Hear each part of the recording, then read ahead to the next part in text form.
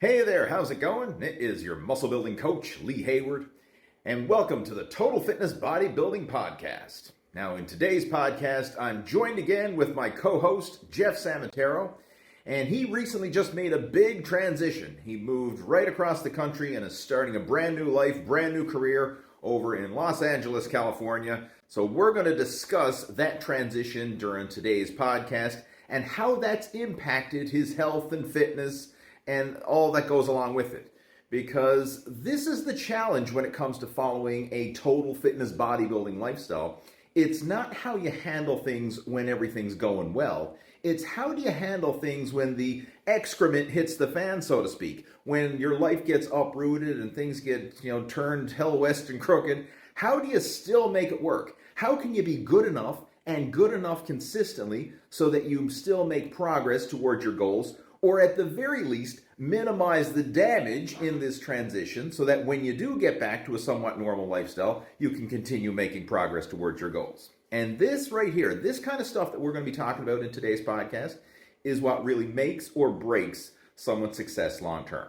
Right? I mean, anybody can follow an eating and exercise plan when everything is going great, when all their ducks are in a row and they got no responsibilities and no stress and no challenges, yada, yada, yada. But that doesn't last for long. I mean, chances are you've got your own set of challenges that you're going through. And if you don't right now, then count your blessings, take advantage of it. But they're going to happen. And when they do happen, how you deal with it is going to ultimately determine your long-term success or failure. So let's jump into the podcast. We got a good one for you. Welcome to the Total Fitness Bodybuilding Podcast with Lee Hayward and Jeff Samataro. Since 1997, Lee Hayward's Total Fitness Bodybuilding has been online helping guys to build muscle, lose fat, and become the best version of themselves. The goal of this podcast is to provide you with real-world practical fitness and nutrition advice to look your best, improve your health, and feel confident in your own skin, so you can live life to the fullest without having your body holding you back from doing the things you want to do. So if you're ready to get started, let's jump into the show. They told me that moving across the country was going to be stressful, but you're not ready for it at all. You'll never be ready for it until it happens. This has been the most mentally, physically, emotionally stressful thing I've ever done in my life. Where do we begin? Where do we begin? Yeah. No, it's just been like a whole year of prepping for this. So saying goodbye to all your friends, saying goodbye to all your family, making sure that all the places that you work are taken care of and that you have suitable replacements, and then all the emotions that go with that. And then there's the actual moving part. So there's the boxing your entire house up and emptying everything and getting it in a storage container, and then getting the storage container packed up, getting it moved across the country, getting your car shipped across the country, interviewing for jobs remotely, going through all the stuff that you're not taking with you and trashing everything. And then driving across the country. That was 8 days of being in the car. We're driving with the dogs too in the back seat. So we had like a little like hammock for the dogs in the back seat of the car, and they were up there the whole time. And so there was that, checking in and out of hotels, eating on the road and doing all that, and then getting to the apartment, trying to figure out where everything is. You're getting all of your stuff that's now shipped across the country, which is like 30 minutes away in a storage facility. So hiring movers to come, and then they bring everything in, and then your whole life is just in boxes, and it's all just in your living room. So for a whole week, we would wake up at like 7 a.m. and we would just go until 10 o'clock at night, just unloading boxes and setting up furniture. We didn't bring any furniture with us, so we had all new couches, bed frame, dining room table, guest bed. We didn't have a mattress. We had nothing. So unboxing all that stuff and assembling things and having the sheet of paper with now this screw goes into this screw, and you're trying to do it while the dogs are barking and while everything else is in boxes and you can't find anything. You don't know where anything is. And So then getting all that set up, and then just navigating, because you're in a big city, it's like it's kind of overwhelming, getting to places and doing all that. It's just been so much. But now that the apartment is all set up and we're more comfortable, like we're starting to actually enjoy things and going out and experiencing more of what LA has to offer. Yeah. I've been there a few times myself. First time I went there was in 2008. I think the last time I was there was in 2011. So it's been a while since I've been to California. I'm sure a lot has changed since then. Imagine, right? Everywhere's changed since then. So especially a place like that, man. It's like it's such a culture shock. There's so much that's different between the West Coast and the East Coast. One thing is expense. Like, it is so expensive out here. Like, and we knew that obviously before we had come out here, but it's well above the national average in terms of cost of living. So everything is like 45% more expensive out here than it is where we were. Yeah, so it's pretty substantial. But you're also making way more money out here as well. Like Kayla is doing the same work that she was doing out in New Hampshire, and her job pays $23 more an hour than she was making out in New Hampshire. So it's it's like a balance act. Okay, more coming in, more coming out, right? yeah, exactly. So it's just like at the beginning though, you're just like, it's kind of overwhelming, and then you kind of get used to it over some time. You're like, oh yeah, this bag of lettuce is $5. Okay. Like, okay, this avocado is $2.50. Like, okay. It's like you just kind of get used to it. So, but one thing I did want to tell you about is that they have a really huge Costco in Burbank. So it's the city next door. So we just went the other day and we got our Costco membership. I know you're a big advocate of that. Yeah. I all the time. I don't know how it works, but I would assume their prices should be standard across the country. I can't see them jacking it up in California versus any other states. It's well, the thing is that I mean, I'm sure you have this in Canada, I'm sure, but they have sales tax here. In New Hampshire, there's no sales tax. Really? Yeah. We got a big sales tax here in Canada, or in Newfoundland especially. Like it varies province to province, but in Newfoundland it's 15%. Oh, okay. It's 10% in California, so not as bad, but That's a kick to the it's a big kick. Yeah. And I'm not used to it, because like I'm used to just seeing like the price that's on the sticker is the price you pay. But the difference is, right, is that you pay 15% and you have healthcare. We pay 10% and we don't. Right. I always say healthcare in Canada is quote unquote free, and you get what you pay for. Yeah. Yeah. Oh man! But anyway, man, it's great to chat with you. I mean, I'm glad you're settled away. I seen the video you posted the other day. You were playing some drums. Is that at your apartment, or do you have a studio or something? No, I rented a studio in North Hollywood where I'm going to teach drum lessons. The no-ho drum lessons or whatever. Yeah. You're not the first one to point that out. Oh, yeah, right. I'm like, well, what if I want a hoe with my drum lessons? Well, there's no hose allowed. There's no hose allowed in my studio. Yeah. So you got to go somewhere else. Right? I'm sure there's somewhere else in California you can find a hoe. Pretty close by too, I'd imagine. You don't got to look too far.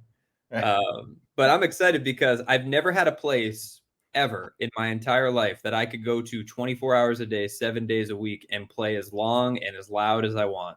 Like, ever in my entire life. Why is that? What's different about this place versus other places you've had? You're not a drummer unless you're being told to shut up like all the time, right? So like when I was a kid, I could only practice like for 2 hours after school because my mom and dad got home from work at 5 and they didn't want to hear that shit.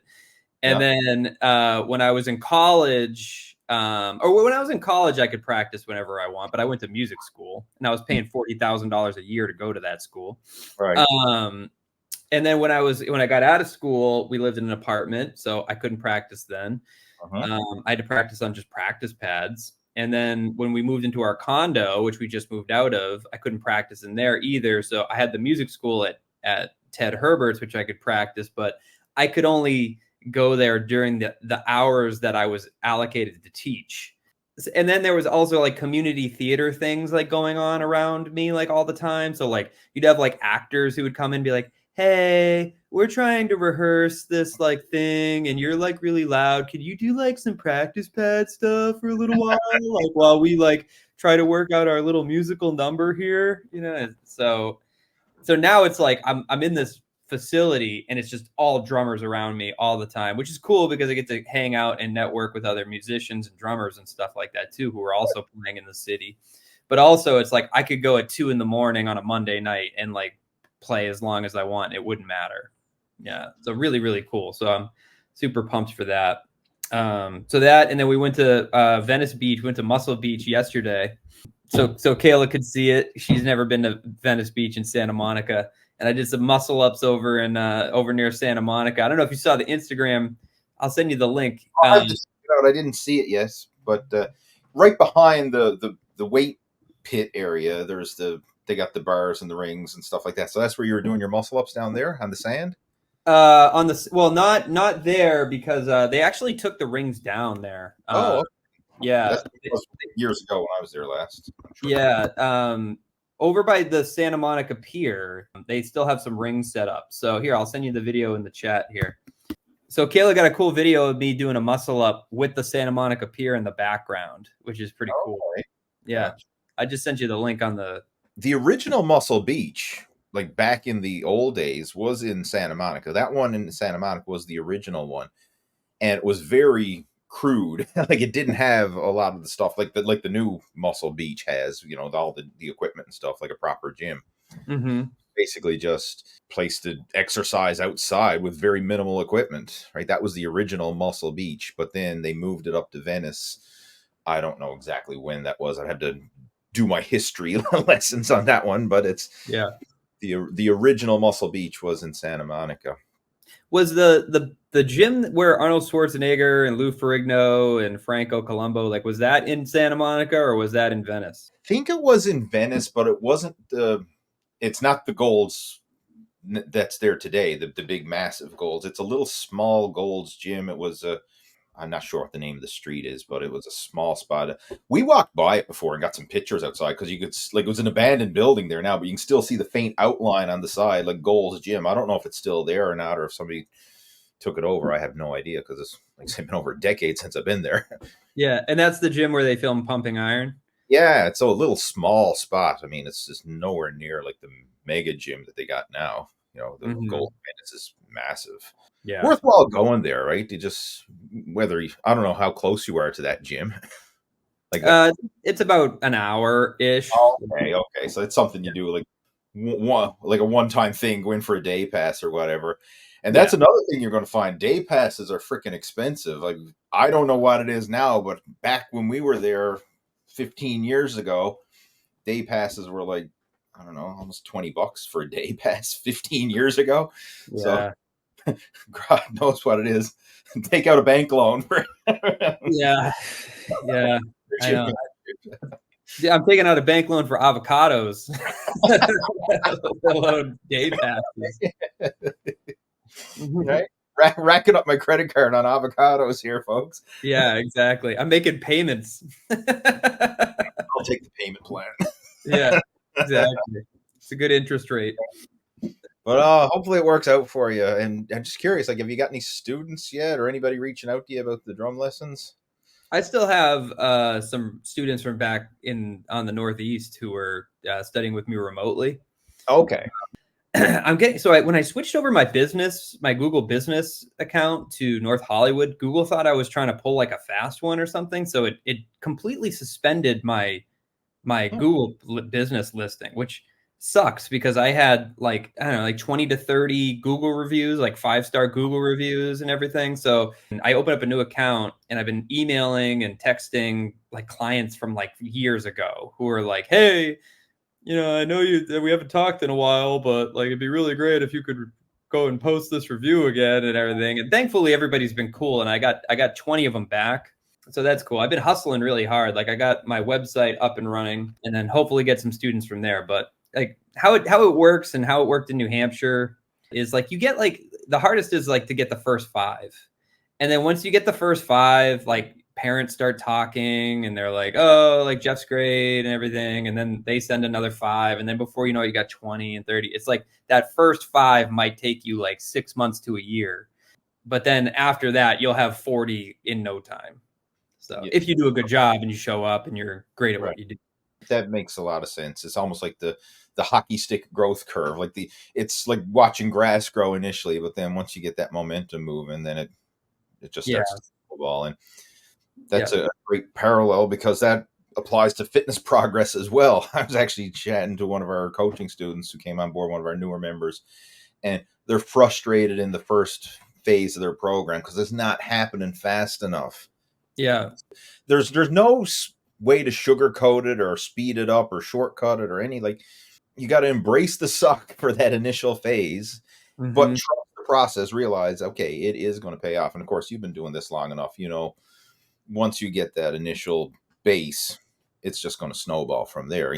Yeah, totally. It's just like at the beginning, though, it's really hard to stay motivated when you know that it's like this is going to take some time, especially when everything out there too is telling you that you're going to get it fast and you're going to get it in 30 days or whatever. So then you start feeling like you're not actually getting there, or you're like, oh, there's some kind of bit of information that I'm not getting here because this isn't happening as quickly as everybody says it should be happening.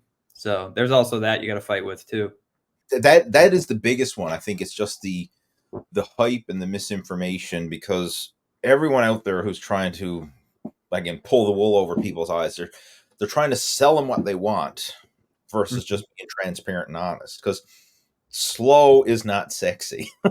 Slow, steady progress is not sexy. But if you can get rich quick, get ripped quick, have whatever it is that you want quick, that's what people want. That's the appealing thing. But the reality is it doesn't work that way. Yeah. If it did, everybody'd be rich and ripped and yada, yada, yada, whatever. Like we'd all be quote unquote living the dream, but it ain't, it doesn't work that way. Right. And I'm dealing with that going in the other direction. So because life has been so crazy and hectic, and like I went from working out 6 days a week to working out like maybe once or twice like in a week in the past month now, because of being on the road and all the lifestyle changes and everything.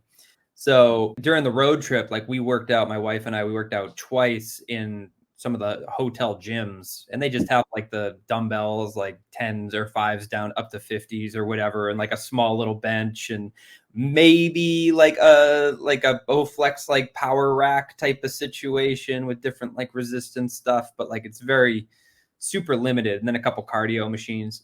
We went from like doing 6 days a week to just doing twice, and then being on the road and just eating whatever you can find at gas stations or stopping at grocery stores and just getting like peanut butter and just making like sandwiches like all the way. You're driving for 5, 6, 7 hours at a time and you're just eating peanut butter sandwich after peanut butter sandwich. And so dealing with that, you feel like, because I've been in such a routine for so long, you're like, oh man, when I get to California, I'm going to look like a fat slob, a giant piece of shit. But then you get there, right? And it's like, okay, getting back into the routine has been tough. But now that I'm back into it again, it's like, all right, I already feel better. Like I already feel like, like I'm gaining some momentum. I don't have the resistance to work out or anything like that. My diet's getting back on track. I'm looking in the mirror going, okay, I don't look too different than what I did when I left. So like, you're not going to get that fitness progress as quickly as you think you're going to get it. It's the same thing. If you're already in shape, you're not going to lose that fitness progress as quickly as you think you're going to. Or you can gain it back at a really fast rate. Yeah, I mean, you'll get back to your previous level of fitness relatively quickly. But I'm just curious now, in all the hustle and bustle over the last month, have you gained any weight, or have you seen any noticeable drops in strength or performance? Yeah, totally. So, can you give us some examples or numbers? Like how much weight did you gain in a month of peanut butter sandwiches and hotel gym workouts. Well, I haven't actually weighed myself because my scale is in a box somewhere. Okay. I don't necessarily know Right. where it is, but I could tell just by looking in the mirror. Mm-hmm. It's just like a little flabby around the middle there. Don't have as much definition and muscle separation, and just don't look as fit. Like I look flat, or I feel like I did look flat, but like I've already been here for about a week and a half, and I've gotten back into the routine a little bit. So now I feel like it already kind of came back a little bit. But like strength numbers have gone down, That much?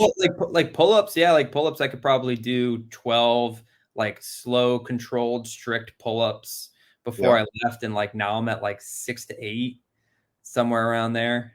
Okay. Um, yeah, so things like that, like dips. I think I was doing like 13 to 15 body weight dips on rings, and now I'm down to like 8, 7, something like that. Like, Okay, I see what you're saying. But you know what? That's going to bounce back, and I'm sure you probably even have already noticed it's starting to bounce back a little bit. yeah, it's like that when you haven't worked out for a while, like give it like a week or two or something, then like that first workout you have is like really grueling because you feel stiff and weak and just kind of sluggish and like you don't really want to do it. But then every one that you do after that just gets progressively easier and easier and easier until, now I'm getting back into being excited to doing it. But the first ones, you just kind of got to suck it up and just go through it. Like just show up and go through the motions. Yeah, it's like Yeah. you're dragging yourself in there and you're just like, "Oh, I haven't done this in so long." And it's kind of defeating too because you're not as strong as you were and you don't look how you looked and everything, but you just have to trust that it's like, okay, like I got to get through it. I just got to get through it and get to the other side. I'll be back to where I was in no time. And it's amazing how fast you can bounce back. And I'm actually glad you're sharing this because there's a lot of people who are going through a similar situation, and I don't mean similar in terms of moving, but a similar situation in terms of getting back to the gym again. Mhm. Because I was actually having some conversations with several of my online followers, and it's amazing how many people take the summer off. Like, just don't work out over the summer. They just say, like, oh, it's too hot. I'm not going to work out. Whatever reason, like insert excuse, right? But there's so many people, and I even see it at the gym. Like I was talking to the people that own the gym, and they're saying like it's every year, same thing. Memberships just drop off in the summer, and then they pick back up in the fall. All right, and it's just the same thing every single year. Like so many people just stop working out in the summer. So we're coming to the end of the summer now. Fall's just around the corner, so like people are going to be starting to pick up their workouts again, and they're going to go through that similar thing like you just explained. It's going to Mm. suck. Those first few workouts are going to suck. Just Yeah. accept it, bite the bullet, do it, but realize that each one thereafter is going to get a little better and a little better. And then before you know it, you'll be back to where you were, and then surpassing your previous level of fitness, whatever it was, strength and performance. But it takes being consistent. I'm surprised. Like summer's my favorite time to work out. I love getting outside and taking like Olympic rings with me to to Yeah. parks and stuff. And yeah, it's great. And you get outside, do some more cardio. It's my favorite time. But it's the opposite for a lot of people. It's the time that a lot of people get lazy. Yeah. Yeah. In the winter time, that's where it's hard for me, at least when I was living in New Hampshire, because it was like, all right, I work out from home. So I go down to the cold, unfinished basement and lift these heavy weights that are that are freezing cold. And Right. there's no insulation or heat down there or anything like that. That was tough for me. Hopefully you won't have to worry about that now in California. No, that's what Yeah. I'm super excited for. What I've noticed too is like I'm not as hungry as I was back east. Like, because the weather's like hotter. I don't know if you experience the same thing, but like during hot weather, like I'm not nearly as hungry as I am when it's like cold weather. It's like when it's cold outside, you tend to crave warm comfort food. But when it's warm, it's a lot of times the appetite may not be there, or you'll be okay with lighter meals. Like I find in the summertime, like I'm okay eating salads or maybe like having a smoothie or something light, just which is still nourishing and but satisfying. But in the wintertime, when it's freezing cold, like a salad or a smoothie or something like that just doesn't. No, I want to stick to your ribs, meat and potatoes. Yeah. A Yeah. good Like meal. a stew or something Yeah, like. something warm, right? Something that's Yeah. going to warm you up from the inside out. Yep. That's common, and I've seen a lot of coaching students who've gone through our program say the same thing, especially people who live in northern climates where they go through, a warm summer and then a cold winter. Yeah, you can see that transition, that change. Yeah. Hopefully you'll be able to take that and use it to your advantage.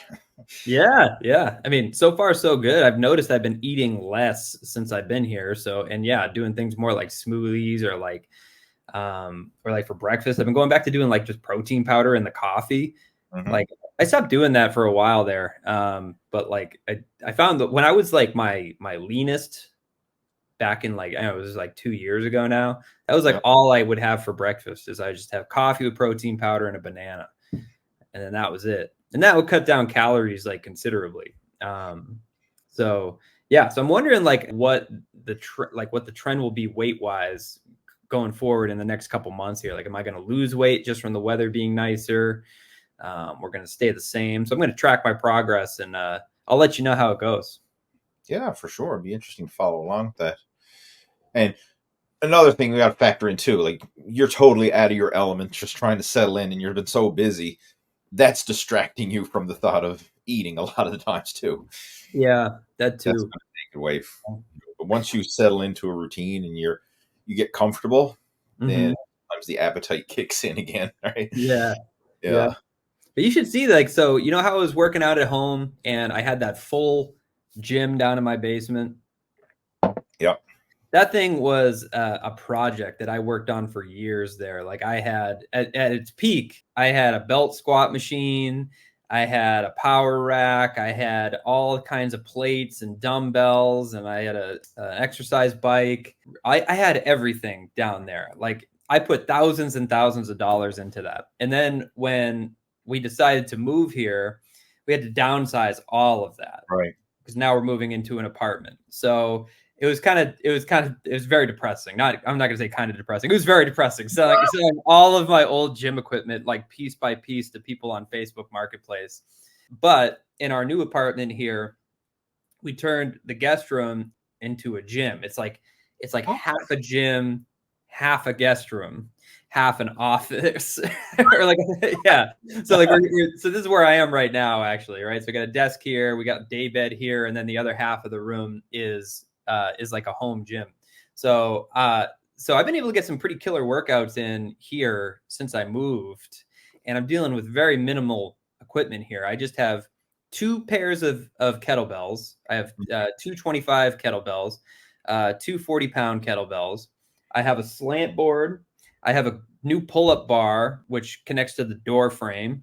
Yeah. I have my Olympic rings, and then I have some resistance bands. And then I have a big yoga mat too that takes up the whole room. So, but I've been able to get some really killer workouts in here just with like super, super minimal equipment. And I'm like, I'm looking back at the gym that I had before, and it's like, yeah, it was really cool, like having all of that. And it was like my pet project for a while, but probably not totally necessary. So I've been really enjoying getting back to that minimalist type of approach. And do you have a gym membership now? Have you decided, or? I don't have a gym membership because I worked with a calisthenics coach like the whole past year, Right. and like we would just go to the like public parks with just like Olympic rings, and we would just string them up on tree branches and just work out there.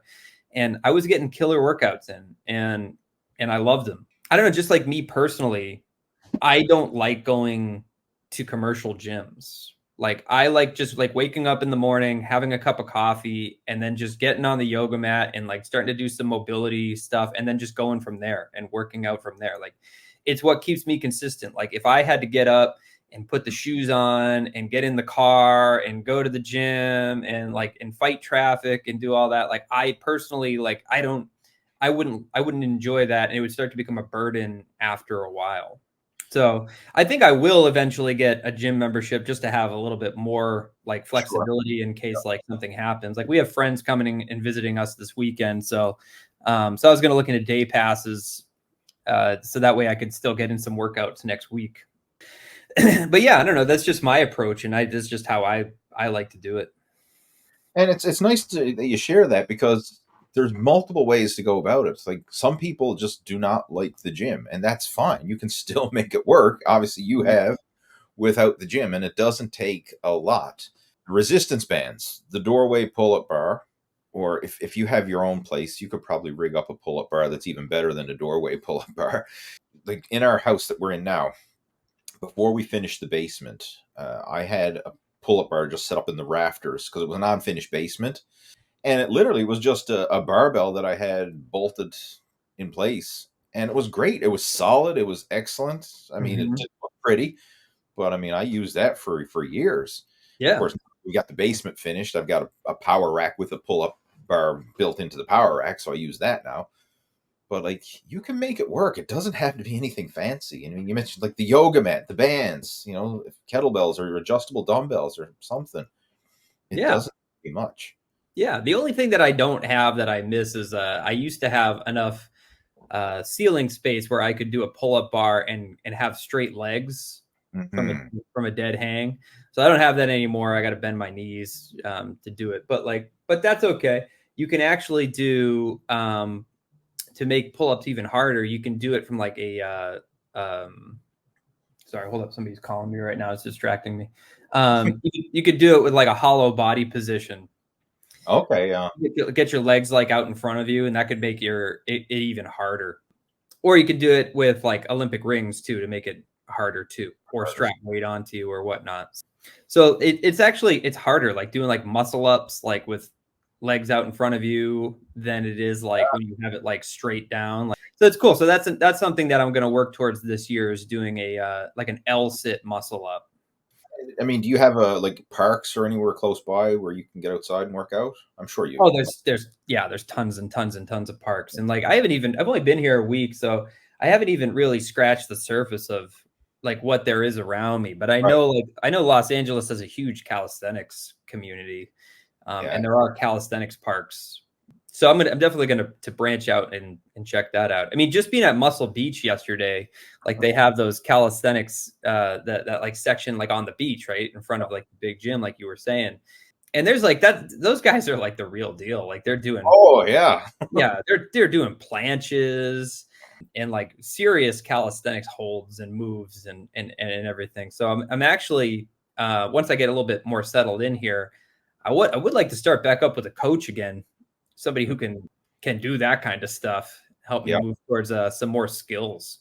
You're in the right place for that, because some of the best calisthenics, you'll see at Muscle Beach in that area. I mean, I know it was like that back when I was there, and I'm sure it's even bigger again now. Yeah. You're in the It's super inspiring, like, the people who walk around there, like, there was a guy yesterday, when, we were checking out the skateboarding, like, the I don't know what skate you park. call I know what you're talking it, about. skate Yeah. park with the bowl thing, right? There was a guy in there, he must have been in his late 50s or 60s, and he was ripped.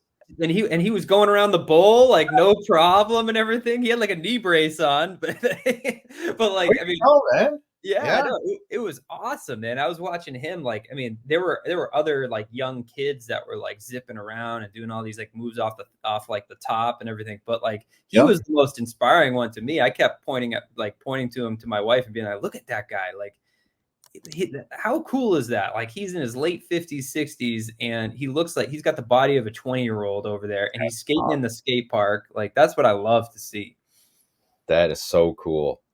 I mean, even in the Olympics, like I was watching some of the highlights of the Olympics, and they got skateboarding there, and there was guys in their 50s, old pros from back in the day, skating in the Olympics and placing respectably well, right? I mean, Mhm. it's crazy.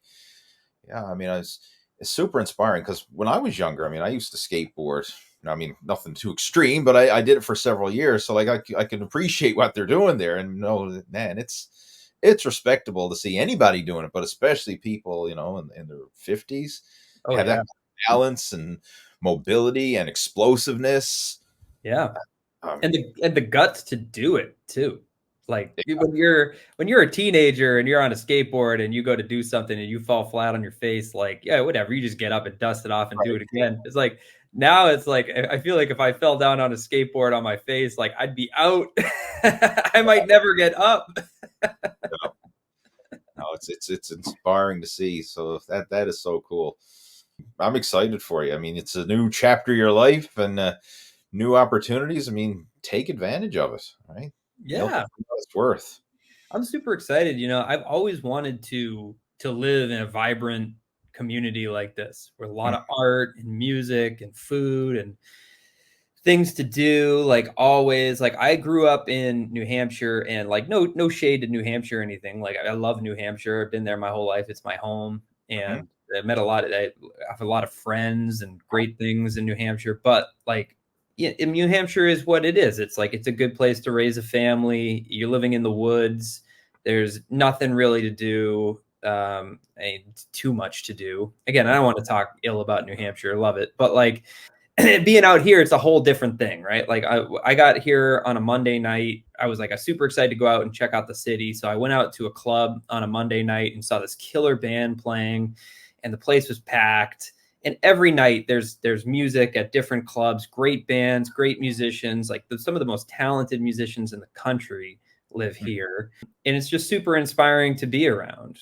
And the food too. The food is like, and that's going to be really tough for me to stay on my diet here, because the different types of food is just so exciting. Like walking down the street, like all the different Asian cuisines and the street tacos. Oh my God, the taco trucks. Yeah. Like the Mexican food here is so good. And there's a huge Armenian population where we're living here. So like Armenian food, I've never had Armenian food, but like I'm super pumped to go try it out.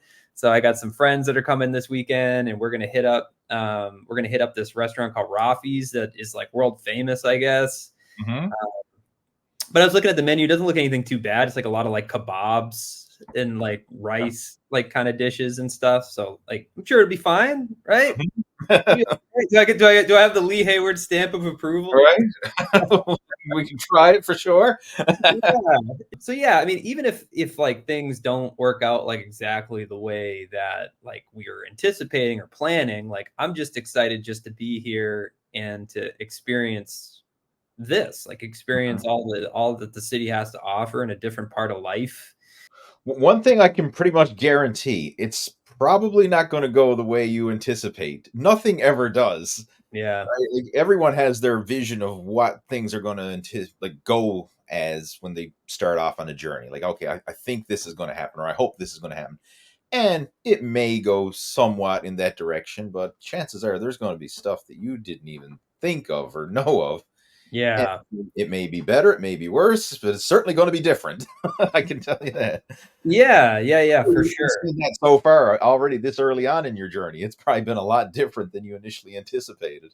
Oh yeah. Because in your mind, when you make the move, you're like, all right, it's gonna be easy, right? Like we don't have that much stuff. You're just gonna you're just gonna pack all your stuff. You're gonna throw it in the pod. You're gonna get the pod across. You're gonna change over the electric, the internet, the oil, and then you're gonna get there and you're gonna empty the pod and you'll be all set. It's like, No.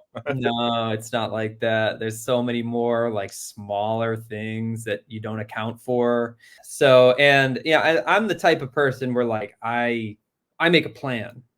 Like I start at the beginning and I go, okay, we're going to go this way, and then we're going to go that way, and then we're going to arrive at the destination. And it's just not like that. It's already been like twists and turns that I wasn't anticipating. And to the music industry too. It's like it's the wild wild west. It's Literally.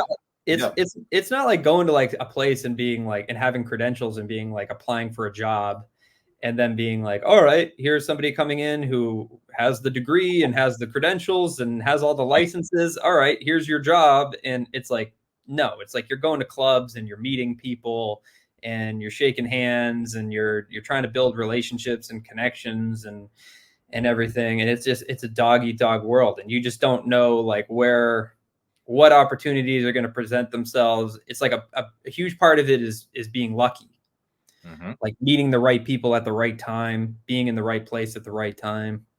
So what I'm trying to do now is I'm just trying to go out every single night all these different clubs and just meet as many different people as I can and just put myself out there. And I've worked hard my whole life, like to get to the level that I'm at with my playing. So, and I like to think I'm a good dude and I'm a good hang. So it's like, all right, if I'm a good dude and a good hang and I can play really well and I go out and put myself out there, sprinkle in a little bit of luck, hopefully something happens. And how are you handling this now? Because you're in the club environment, and of course, most people when they go to a club environment, there's alcohol and poor food choices and all that. How are you handling that?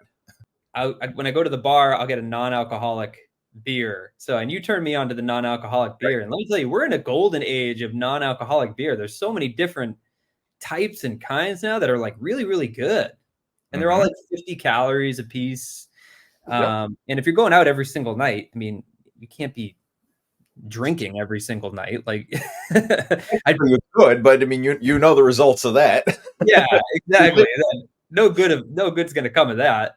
Yeah. So it's kind of tough because coming from a more like disciplined type of like lifestyle, when you go out to clubs and stuff like that, it's like you almost kind of feel like you're a little out of place just because of like all the debauchery and stuff that's going on. But like, I mean, I've been a musician my whole life, and I've been playing now in the cover band scene in New Hampshire for the past 6 years. So like, I'm no stranger to it. I'm used to seeing it, and it doesn't bother me. And you'll attract people like just by being yourself. So like, for instance, I was at this club past week, and I was sitting there checking out the band, and then some guy came up to me and he was like, "Yo, dude, you're in killer shape. What's up?" And him and we started talking. And so he was a strength trainer for some baseball players. And so I mean, he recognizes like, right, like that, like, oh, here's somebody that's also like me, obviously, right, or into the same things as I am. So he came up and we ended up talking for a long time, and he welcomed me into town. And like, so now I got a friend just by that, you know? So I'm not trying to be anybody that I'm not. And I come be myself and attract the right people who are going to accept me for me. And yeah. The fact that you're not drinking and getting shit-faced drunk and all that stuff is actually going to be an advantage to you when you're meeting the right people. Like, you think someone who's making a serious business of this, they don't want a party animal who's going to just get drunk. Sure, I mean, they probably can play, but you want someone who's a bit more responsible. Yeah, totally. I like to think that like if somebody met me, they would think to themselves like, all right, here's a guy who takes this shit seriously. Yeah. Here's a guy who's a professional, who's going to be on time, who takes care of himself, who puts the work in. Like, hopefully that's the aura that I'm giving off here. Not somebody who's just like sloppy and desperate, right? I feel like if you're like drunk and you're like, "Hey, dude, I want to play in your band," and it's like, I don't know, it just comes off as like amateurish. And then if you're not in shape too, I mean, that's a big thing. You don't want a big fat drummer. Well, I mean, being a musician, being a drummer on stage, like, it's a physical job. And you and I, we've talked about this in the past before, but like getting in shape immensely helped my playing. More stamina, endurance on stage, but like also just more like body control and balance and coordination and the ability to do it night in and night out. Yeah. For stretches of time. Like, it's been huge, like massive. When I was out of shape and I used to play gigs, like I could only play like 1 or 2 gigs a week.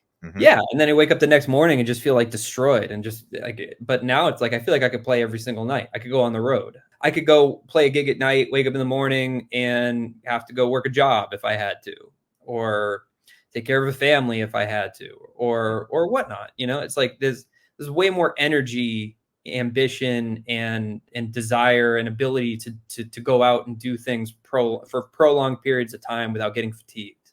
That's a big thing. I know like a lot of people who come to us for help within the whole Muscle After 40 program. That's a big one. It's not just losing weight and getting in shape and looking better, even though that's all important. Don't get me wrong. How you feel, like strength and energy and stamina and just like get up and go. And that's one of the things, like, you really need to prioritize that. And one of the drawbacks with a lot of traditional fitness and fat loss programs is they suck the energy out of you. Like, you think if you go on a low carb ketogenic diet or something like that, or you don't have any energy reserves. Like, you feel like you're running on empty, like, especially like carbohydrates. Like, if you go on a low carb diet, your brain runs on glucose. So if you're on a low carb diet, you get that brain fog. You're not feeling mentally sharp and alert. Whereas when you're eating good quality carbohydrates, you're eating a well-balanced diet, you are exercising and all this stuff, you feel energetic, you feel sharp, right? Cognitively feeling good, not Yeah. just brain fog and relying on, stimulants to get you through the day or whatever, right? You just wake up with energy, and that's what we want. I mean, that's what so many people want, right? It's to have that long-term, real world energy. Yeah. Yeah. I've said it time and time again, but like when I first started, I Yep. came for the look. I came for Right. the Yep. aesthetics. I came for the abs. I came for I wanted to be in shape for the beach vacation. I came for that. But what kept me and the reason why I stuck around Mhm. was because of all the positive life changes that happened as the result of getting into shape. Yeah. And that's what's going to keep me coming back day in and day out, week in and week out. And that's why I've made it such a priority to get back going the second I got here and got all moved in. I could have just got here and been like, all right, I'm going to check out the city and go eat all the food and enjoy all the culture. And I'll get back into working out. Like, when I don't know, when I've seen it all or whatever. Right. But no, like I got here and I was like, my first priority was get the diet back on track, get the routine back in track. Because when those things are there, that's when I start getting the most out of life in all facets. That's when I have the ambition. That's when I have the drive. That's when I'm going to get out there and feel like I'm representing my best self. And I mean, with the workouts and stuff and this lifestyle in general, like, do you honestly enjoy it? Like, can you say like you enjoy the process? Yeah, without hesitating. Yeah, no, I love it. I love this. And it's funny because like it to somebody like looking on the outside, it would seem kind of like a burden, right? To like put yourself through like Yes, this is where I'm physical, going. Yep. yeah, to put like through yourself like physical stress like all the time and everything. But like no, I absolutely love it. I love how I feel during a workout, after a workout. It's so worth it. Like the short-term discomfort for the long-term fulfillment and confidence that you gain from going through it.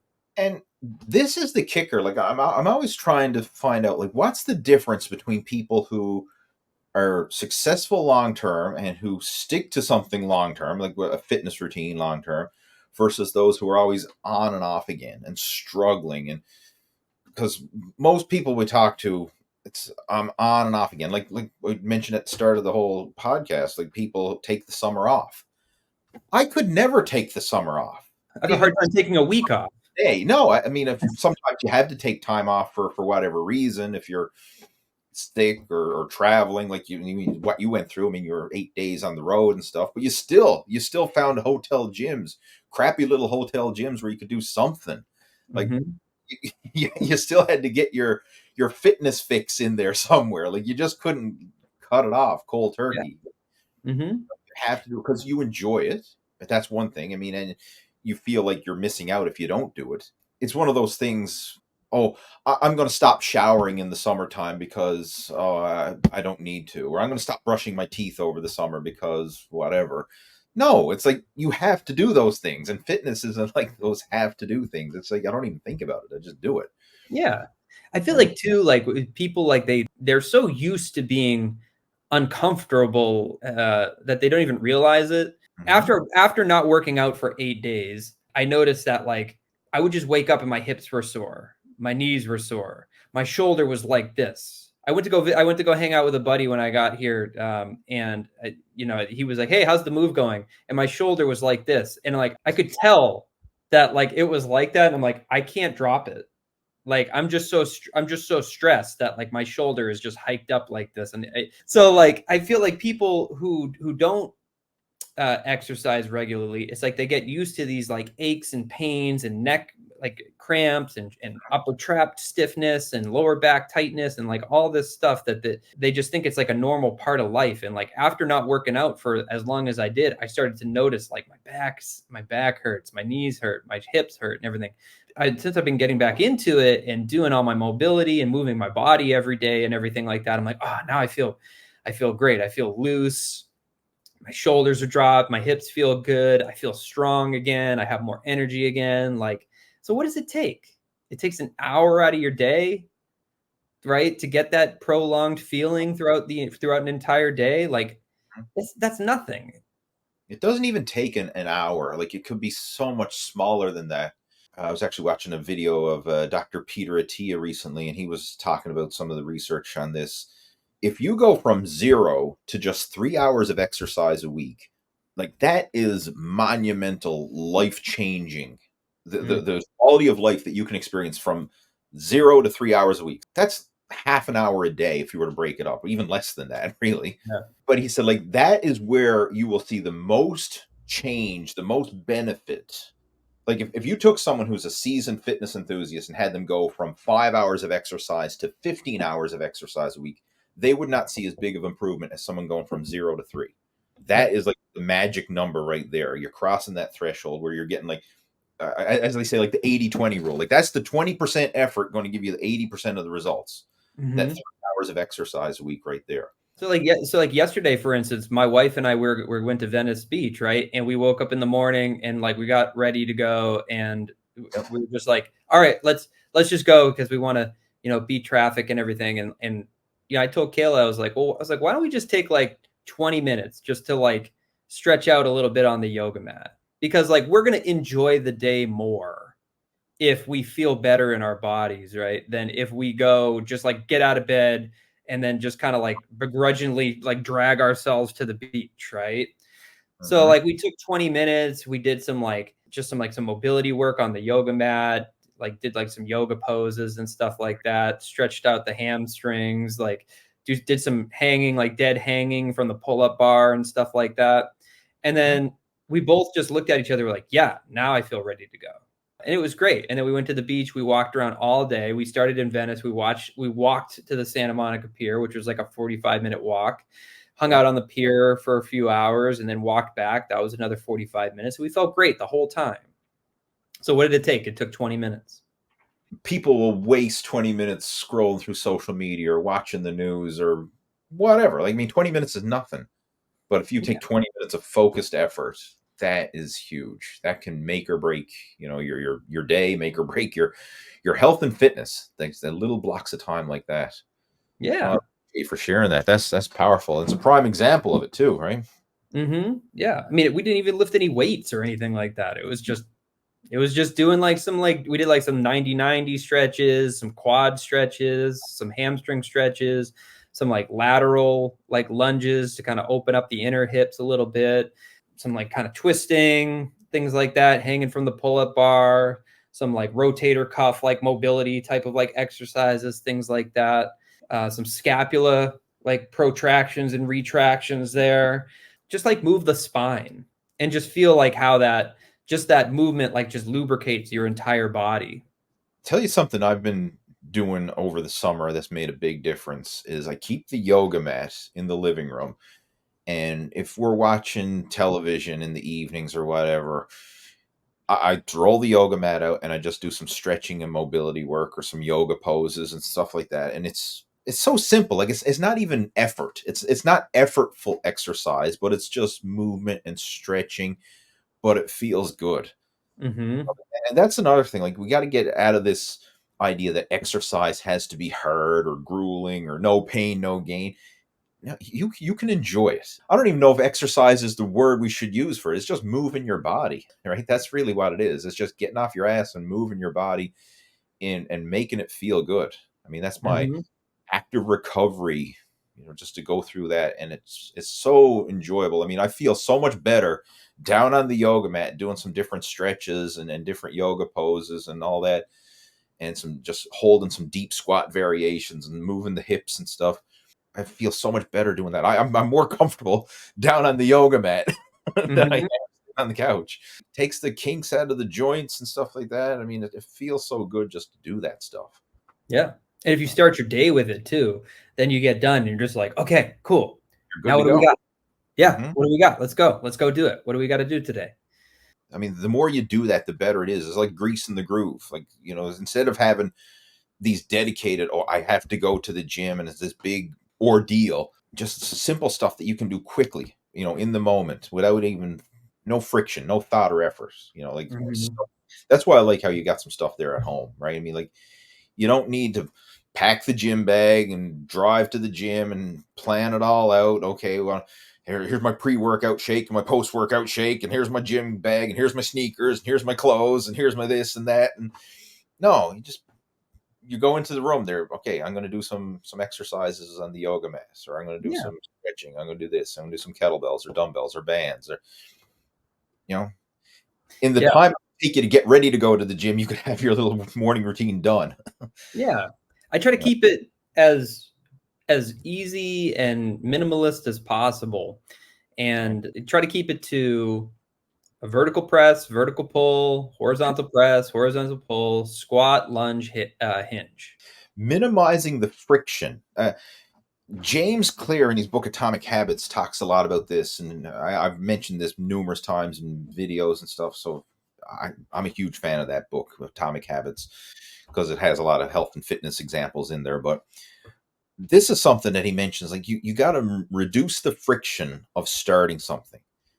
And you think of Mm. stuff that we do easily and effortlessly, like picking up your phone, right, and scrolling on social media. It's so Yep. easy, so effortless. That takes, you can do it on autopilot. You don't even need to think about it, right? Your phone dings, you pick it up. Next thing you know, you're 10 minutes deep into social media. Oh, what the hell happened? Right? Mhm. You get Right. sucked into the vortex, right? You want to Mhm. make fitness like that. It's so easy that you can just do it without thinking about it, not this big ordeal. And having stuff available, like say in your room that you're in there now. I mean, I can see you got your gym equipment there behind you, ready to go. I mean, like I mentioned, I got the yoga mat there in the living room. So I mean, when we're watching a show or something, like I don't need to overthink it. I just, hey, I'm down on the yoga mat, right? I Yeah. can start doing the stretches. Mhm. Another example you use, like let's say someone wants to practice guitar, like have your guitar on the stand in the living room, ready to go at all times. Like don't put it in the case away in the spare room, in the Right. closet, because then you got to go into the spare room, into the closet, take it out of the case. Yeah, like all that little steps is friction. Whereas if Yeah. it's just there, you can just pick it up and start playing it. Yeah. Yep. Like Yeah. the TV remote, like we just pick it up and turn it on because it's there. It's so easy. And he said Mhm. you can use the reverse of this as well. Like if you want to make less desirable habits harder, take the batteries out of the TV remote when you're finished, or unplug the TV from the wall when you're finished with it. So then, Mhm. if you want to watch the TV, okay, now I got to plug a thing back in. I got to put the batteries back in the remote. It's not worth it. Yeah. And Mhm. you'll probably just say, screw it. I'm not going to just mindlessly turn on the TV unless it's something that you really want to watch. Like Yeah. it's worth your effort to actually do it. Mhm. So you can use this reducing friction or increasing friction either way to make habits more likely that they'll get done or less likely that they'll get done. Right. And Yeah. this goes beyond the willpower and the motivation and stuff. It's just Mhm. increasing, reducing friction. And if you can do that with the healthy options like exercise, same with the food options. Have your fridge stocked up with healthy food, Yep. fruit basket on the counter instead of a cookie jar, Mhm. like all this kind of stuff. Like these are little things that you can do just to Yeah. increase the likelihood that you actually do the better choice. And even if you do have some not so good food choices in the house, don't have it front and center. Like don't have the cookie jar right there on the counter and the bag of potato chips right there on the counter. If you Right. are going to have those, that should be down in the bottom of the cupboard in the back where you got to rummage through everything to get to them. Yeah. Set yourself up to succeed. Create your environment so that way it suits your goals and what it is that you want to accomplish. And I mean, of course, now you're doing a fresh start here, so you have that opportunity to do that. And I'm sure you're a minimalist environment. I mean, I haven't asked you about the place you're staying in, but I'm assuming it's smaller than what you were in New Hampshire, is it? Oh yeah. Okay. Oh yeah. Well, Yeah. Yeah. you have this opportunity now to and set the environment up for success the way you want it. Just being here is setting myself up in a environment to succeed. Being back in New Hampshire, it's like, I mean, it's not the environment to do the things that I want to do. So, but being in Los Angeles, one of the biggest music cities in the world, the amount of opportunities are limitless here. So, and I'm in the place to succeed. I'm creating the environment in which I can succeed. So, if this is where I need to be to do the things that I want to do, then I'm going to be here. And I'm not afraid to downsize my living to do that, because like having a big house or it doesn't mean anything to me. Like it really doesn't. Having a big house, having a fancy car, doing all that kind of stuff. I don't care about any of that stuff. Like what I care about the most is like, uh, I read this quote recently. It said, the point of your life is to become the person that you were always meant to be. And it was like, that's what I want, is I want to realize all the goals and all the things that I've always wanted since I was a kid. So if I can do that, then I don't care about the car. I don't care about the house. I don't care about where I live. I don't care about the size of the apartment. Like I want to be on the path. Yeah, like you think of when you look back, you're going to cherish the memories and cherish the experiences of what you've done, what you've accomplished, the things you've done, the places you went, the experiences you've had. You're not going to reminisce over, oh, remember that big house we had? Remember Right. that fancy car we had? Or like, I mean, not Yeah. saying that there's nothing wrong with having a nice house or a nice car or whatever. I mean, but there's limits to the pleasure you get from that. And sometimes it's actually more of a burden than a pleasure. I mean, I remember back several years ago, and this was actually the last time I was in California, was when I bought my Camaro. This is when the fifth generation Camaro came out in 2011. I don't know if you remember that, right? That was, so I went down and I bought a brand new Camaro. We actually bought it in Las Vegas, right? Because that was back in the time when, in the recession years and everything else, when the U.S. economy crashed, the Canadian dollar was actually worth more than the U.S. dollar for a while. So I Mm-hmm. went to the States to buy a car and save money on it. And that was the There you reason go. why, right? Yeah. So I bought it in Las Vegas, got a really good deal on this beautiful Camaro, and we drove it to the Santa Monica Pier. We actually went out on the pier in the Camaro and Oh, wow. we turned around on the pier, because that's the start of Route 66, or the end of Route 66, however you want to look at it. It was our start because we were doing it in reverse, Yeah. but it's the end of Route 66, right? So we We bought. saw that sign yesterday. It said, "This is the end of Route That's 66." right. Yeah. So we drove right to that sign, right? We started, got our picture next to that sign. Okay, Mm-hmm. this is our Route 66 adventure, and we actually went from west to east on Yeah. Route 66. We did it in reverse with the Camaro.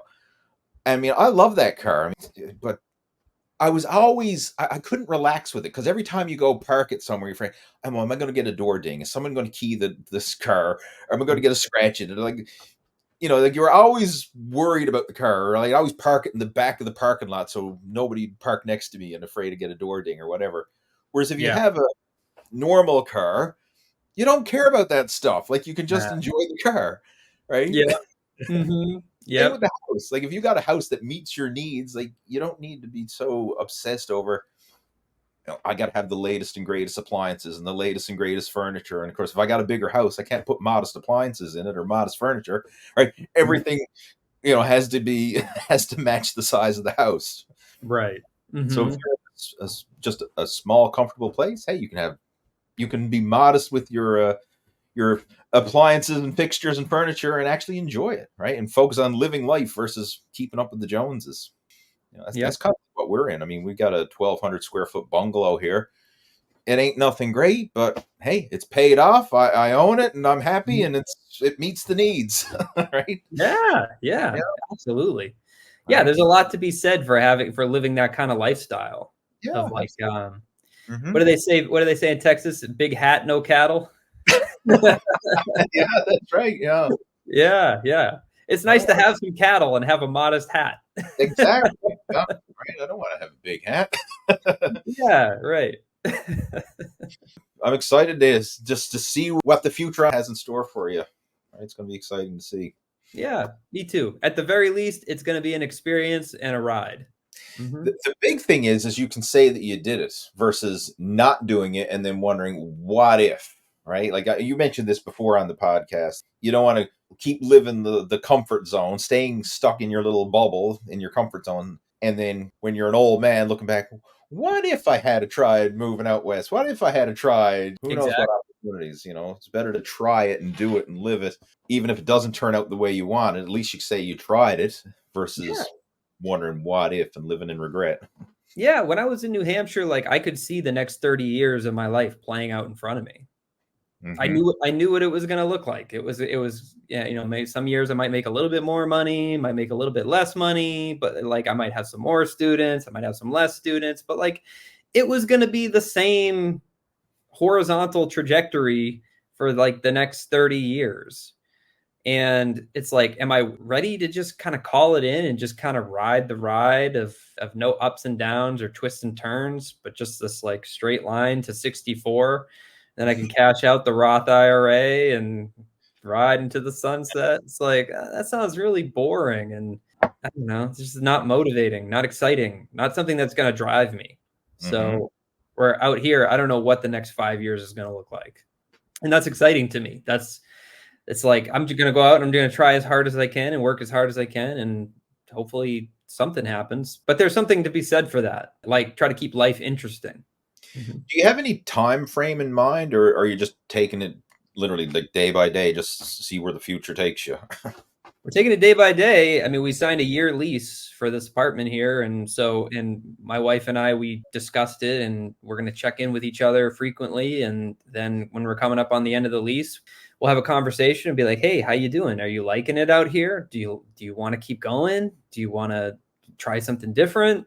Right. But we just keep the communication going between the two of us, and we'll just kind of play it by ear. But I mean, I forget who told me this, but like years ago, somebody said, they were like, you can always go back home. You can always go back to New Hampshire. Like New Hampshire's not going anywhere. It's going to be the same. My dad, he lived in New Hampshire his whole life. Well, he lived in Mass and then he moved to New Hampshire, but he's lived in the New England area now his whole life.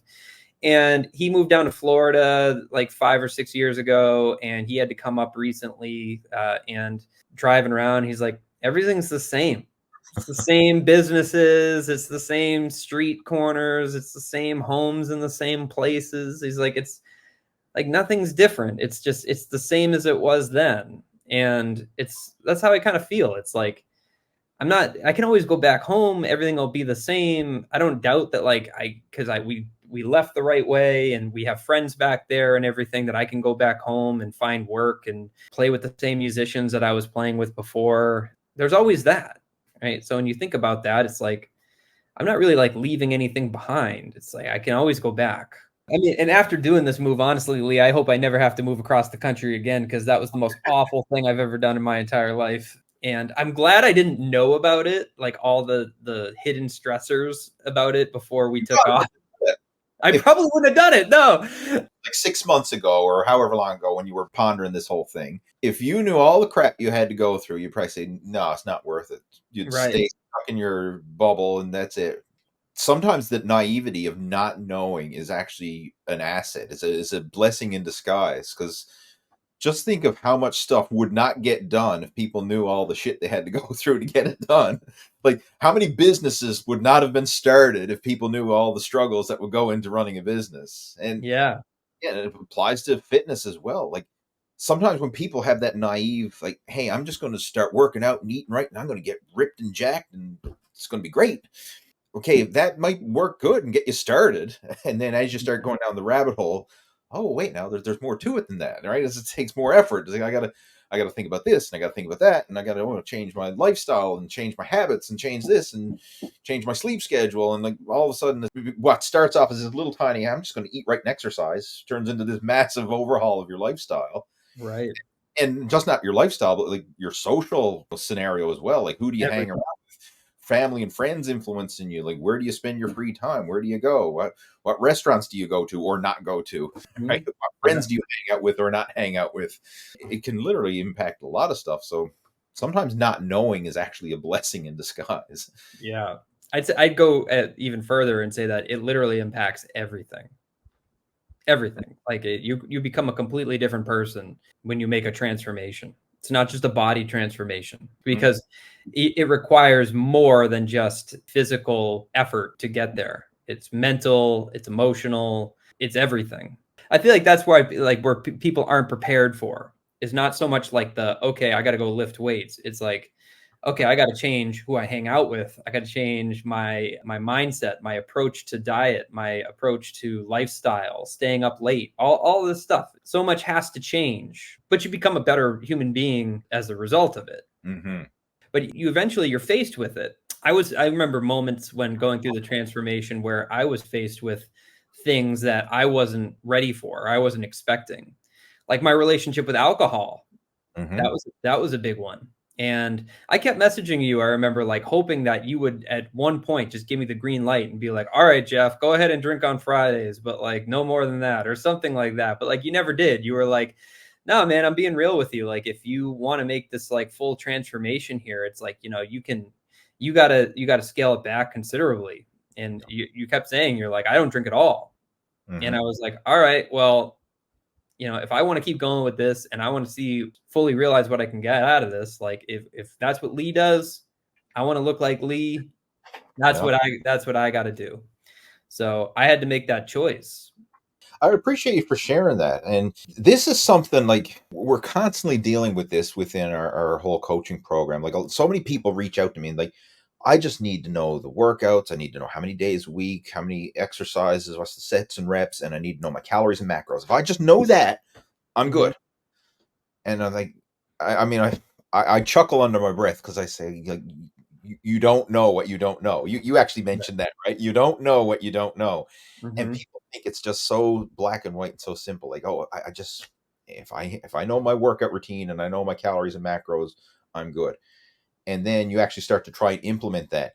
And then you realize all these other challenges, family, friends, social situations, like you mentioned, the alcohol consumption and then the people you're around and being pressured into, hey, have a drink, have a this, you only live once. Come on, right? Blah, blah, blah.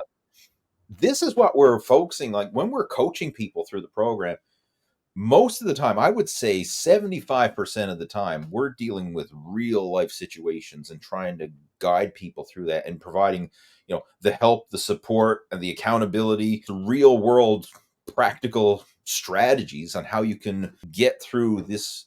I mean, 25% of the time, we're actually talking about workouts and nutrition. 75% of the time, it's all this other stuff. People don't even think it's an issue. Like they think, oh, I know what to do, right? I just give me my sets and reps and my calories and macros and I'm good. And I've done it for years. I used to do that. I say, okay, here's the workout plan. Here's your meal plan. Go get them, Tiger. And then I check in with them. Nothing changed. Like a year later, right? They're the same or worse. Right. Like it's not just the workout sets and reps and calories and macros. Now, yes, that is important, but that's the small piece in a much bigger puzzle. Absolutely. And until you experience it, you really can't appreciate it, right? It's one of those, like, we're saying it now, and I mean, I know for some people it's like going in one ear and out the other, and like, but eventually they're going to like, oh, this is what Lee and Jeff were talking about, right? Yeah. It's going to click eventually. It's interesting to see it. And then once it does click, like, I mean, I love looking at your transformation and just reminiscing over it because to see how far you've come, I mean, it's been inspiring and incredible. Like, you ain't the same Jeff you were, 4 or 5 years ago, or however long this has been now. No. What was 2019? Is that when you reached out? I think it was 2019. It was December of 2019. Yep. Right. So we're coming up on 5 years here now. Yeah. It's just crazy because I like 10 years ago and who I am today are like completely different human beings, just like personality wise. It's not just like the physical transformation, like we've been saying. It's like I'm a completely different person than I was 10 years ago. I'm a better person. I'm a better human being, and I'm more proud of myself, and I have more self-confidence. It was the biggest thing, man. I tell you, like the biggest thing I think I've ever done was going through the program and sticking with it, because I wouldn't be here today if I didn't do that. I wouldn't believe that I could come out and do this. I wouldn't have the guts to try it. I just would have just fallen into something that was safe and routine and something that I knew I was capable of doing. And I would have just stuck with that and just hope that life was kind to me as it went on, right? Where now it's like I really feel like I'm grabbing it by the reins and I'm trying to see what life can give me as opposed to just sitting around and seeing what it's going to give me. Like I'm trying to actually go out and get it, if that makes sense. Yeah. Make it happen versus just let it happen. Yeah. Yeah, exactly. And going through this transformation, man, it's made all the difference. Like going out to clubs and meeting people now, it's like I'm not afraid to stand in front of people and be like, this is me. This is who I am. And I'm ready to work and I'm ready to whatever you need. Like I'm ready to be here for it. Yeah, man. That kind of stuff. I mean, it doesn't matter how good of a player you are, how good of a drummer you are, how good of a musician you are. If you don't have the confidence to go out and put yourself out there in front of people and be like, this is me, then, you're only going to get so far. I was actually having this conversation with another coaching student of mine who's also a musician. And we were saying that, like, you look at throughout history, the best musicians or the most famous musicians, they're not necessarily the best musicians, but they're the Right. people who put themselves out there and who can handle that type of pressure. It's not the ones who are the best technical musicians, whatever it is, whether they're their instrument of choice and stuff like that. Right. It's the people who have the overall package, who can Mm-hmm. put themselves out there. That is so powerful, right? That's you look at it. That's the bigger thing. It's not just okay, your skills on the drums. It's all the other things, all the little pieces that go on behind the scenes that make the bigger whole here. Yeah, 100%. I mean, I just being in town for like the past week and going around and checking out like clubs and who's playing where and stuff like that. Like I can hang with a lot of musicians here. Like, yeah, sure, there's a lot of drummers who can play circles around me in the city, of course. But like I'm a good player. I'm a good drummer. I've been playing my whole life. Like I know I can play. When did you start? I started when I was 11. So I'm Okay. 30. I'm 36 now, and I've been playing my whole life. Like there's never been a time in my life where I've taken time off or I've taken lessons consistently. I've been practicing consistently. I've been playing professionally now. Like it's been a pretty linear, like steady incline here to where I am today. So like I have that confidence in my playing ability that like I can play and I can go out and hang. It's what separates the people who are successful from the people who aren't successful is like your ability to make connections with other human beings, to put yourself out there, to your ability to make friends. It's all about who you know. Like I know national touring drummers who really aren't good drummers. But it's like it's more about, being in the right place at the right time and then being a good human being and then also, being somebody that you want to spend that kind of considerable amount of time with too, because you're on the road with these people for weeks, months on end. It's like you're hiring your roommate essentially. Mhm. So if you have this one guy who can't really play, but like he's good enough and he covers the gig, but he's a great guy, and then you have this other guy who's this like technical wizard and he's this like virtuoso musician, but he's a complete asshole, and you're going to spend months and months on the bus with this guy, who are you going to hire? Right? Yep. So it goes beyond just being a good musician. It's about who you are as a human being.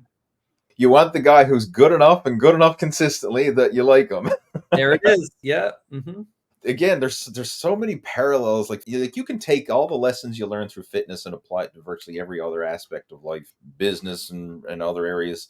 You look at someone who takes a fitness routine and like, okay, I have this absolutely perfect program in terms of diet and training and whatever. Everything's optimized and customized to me, calories, macros, workout split, rest, recovery, but you only stick to it for a few months at a time.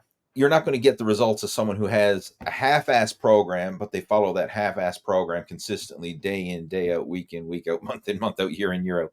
Yeah. It's the long-term thing. And sometimes good enough is good enough, right? It doesn't have to be perfect. And that should come as a bit of a relief. Like, wow, that's good. Like it doesn't have to be as hard as I thought it should be or had to be. Dr. John Berardi has a great quote that he says, most people, they underestimate, or no, sorry, they overestimate how hard getting in shape is going to be, but they underestimate how long it's going to take. Right? Mm-hmm. overestimate how hard it's going to be. Like people think, oh my God, this is going to be so grueling. The workouts, the diet, and everything. Oh, I hate it. It's grueling. No, it's not. Like Yeah. it's really not that hard. No, Like it's not. like make a healthy meal versus an unhealthy meal. It takes just as much time to prepare an unhealthy meal as it does to prepare a healthy meal. Yeah. It's probably just the same price too. Like, Mm-hmm. if you're looking at the different choices that are available, like, hey, I can spend a lot of money on an unhealthy meal. I can spend a lot of time making an unhealthy meal, or I Mm-hmm. can spend the same time, or even sometimes less time and less money on a healthy option. So, Right. can't really use that excuse. Mm-hmm. I mean, it's not as hard as people make it out to be, but it's going to take longer than you think. Like, you're not going to get 0 to hero in 30 days. Right? I think the hardest part is just building the routine, and the consistency is like at the beginning. But it's like one of those things. It's like once you're on the ride, you're on the ride. Yeah. But it's getting on the ride that can be tough, especially when you're coming from a background of kind of fuck it. Like, sorry for lack of a better word, but can we have profanity on this podcast? We just did first F-bomb ever. Yeah. I just opened the doors. Now this is an R-rated podcast. I'm not anti words like that, but hey, if you're going to say it, they should mean something, not like some people who say it every second word that comes out of their mouth. Right. Okay. That felt like an appropriate time. Right? Our podcast is going to get banned from all podcast platforms because of that one F-bomb. Yeah. And just like that, this is not a podcast for all ages We're anymore. gone. We're out of business. But I totally know what you mean. Like, if you have that mindset, or just coming from the screw it, F it, and then trying to have some sort of structured routine, that is a hard transition, right? It's no sugarcoating it. It is. But once you get into that new routine, it's not as hard as you think it is, or thought it was going to be. The crazy thing is, I see this over and over again with guys who've gone through our program, is once they settle into that new routine, they're like, I enjoy this more than what I was doing before. I feel better now than I did before. Like, it feels better to exercise regularly than to just not exercise at all. You have more energy, you feel better, your body feels better, it functions better. It's like, people think, oh, working out's going to be hard. Like, you're going to suffer one way or the other. Like, if you're living life in a body that's not functioning optimally, that's hard. Oh yeah. Yeah. Yeah. Yeah. Like I was saying before, like people get so used to living in discomfort that they don't even realize it. Mm-hmm. And like once you start moving your body and you realize like how much of a positive influence it makes on your life, it's not hard anymore. It's actually really easy. Like what does it take? It takes like you said, 3 hours a week. That's the magic number. Like, if you can basically live a good quality life. Now, you're not going to be no elite athlete at 3 hours a week, but Right. you can live a good quality life at 3 hours a week. Like, right. It's easier to wake up and do that than it is to live your entire life, every minute of your life, in pain or discomfort or feeling unfulfilled with yourself. That sucks. That's pain. That's discomfort. And to see so many people who live their life like that, because they're not willing to invest that little bit of time. Yeah. Invest a little bit of time up front and live quality of health and wellness for the long term, or not invest that and then suffer it out in aches and pains and prescription medication and doctor's visits. And it's a small trade-off in the greater scheme of things. Quality of life. You can't put a price on it. Well, I hope you enjoyed today's episode of the Total Fitness Bodybuilding Podcast. And if you did, please give it a thumbs up, subscribe to the podcast, and if you know someone who could benefit from today's episode, please feel free to share it with them. And if you would like some help with your own fitness goals, maybe it's building muscle, losing fat, improving your health, getting in your best shape, if you would like some help with that, then feel free to reach out to me. I have my contact information down in the show notes below, and you can book in for a free one-on-one strategy session coaching call with me, and we can discuss a realistic action plan that's right for you. And if I feel that you're a good fit, I may invite you to come on board and join our VIP coaching program. And if it's not a good fit and I feel that I'm not the right person to help you, then I'm not going to give you hype or BS, but I will point you in the right direction to somebody who can help you. I mean, I've got a large network of people in the fitness industry, so if I don't feel that you're a good fit for our coaching program or that I can help you, I'll be able to point you in the right direction to somebody who can. So either way, at the end of your free strategy session coaching call, you'll walk away with better insights on what you need to do next in order to reach your health and fitness goals. So that clues it up for today's episode, and we'll be back again next Tuesday at 11 a.m. Eastern Time with another episode of the Total Fitness Bodybuilding Podcast. Take care. Over and out.